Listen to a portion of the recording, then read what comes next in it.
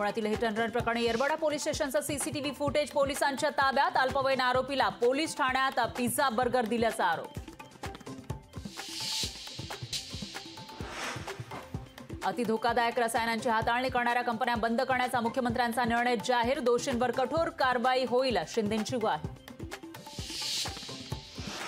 मुख्यमंत्री सहायता निधीतून डोंबिवली दुर्घटनेतील मृतांच्या कुटुंबियांना 5 लाखांची मदत। जखमींना राज्य सरकार मदत करणार, मुख्यमंत्र्यांची घोषणा। घोडबंदर मार्गावरील गायमुख घाट रस्ता दुरुस्तीसाठी 2 आठवडे बंद। ठाण्यासह मुंबई अहमदाबाद महामार्गावर वाहतूक कोंडीची शक्यता।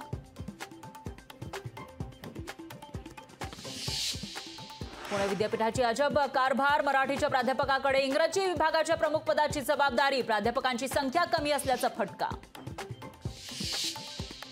लोकसभेच्या 6व्या टप्प्यातील प्रचार थंडावला। 6 राज्यातील 58 जागांसाठी उद्या होणार मतदान। दादर घाटकोपर भांडूप आणि मुलुंडमध्ये आज पाणी नाही। मुलुंडमध्ये जलवाहिनीच्या कामामुळे पाणी पुरवठा बंद। नागरिकांना पाणी जपून वापरण्याचं आवाहन।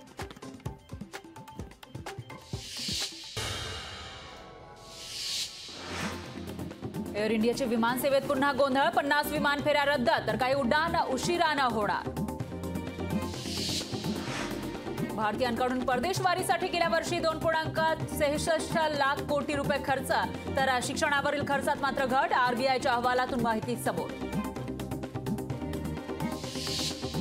राज्यातील 6 प्रकल्पांसाठी 67,000 कोटींच्या निविदा। लोकसभा निवडणुकीची धामधूम संपताच निर्णय।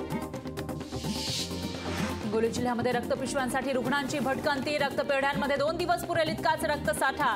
रक्तदान करण्याचं प्रशासनाचं आवाहन। एप्रिलमध्ये पुणे जिल्ह्यात अवकाळी पावसामुळे 231.34 हेक्टर शेतीचं नुकसान। नुकसानीच्या पंचनाम्यानंतर जिल्हा प्रशासनाचा राज्य सरकारकडे मदतीचा प्रस्ताव।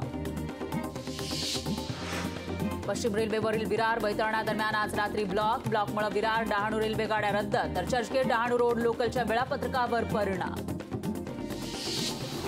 मुंबईत हवेतील आर्द्रतेचं प्रमाण जास्त। उकाड्यामुळे मुंबईकरांना घामाच्या धारा। उकाडा आणखी काही दिवस कायम राहण्याचा अंदाज। सोने खरेदीसाठी यावर्षी ही स्पर्धा कायम। भारताकडून जानेवारी ते एप्रिल दरम्यान 24 टन सोन्याची खरेदी। भारताचा सोन्याचा साठा 827 टनांवर।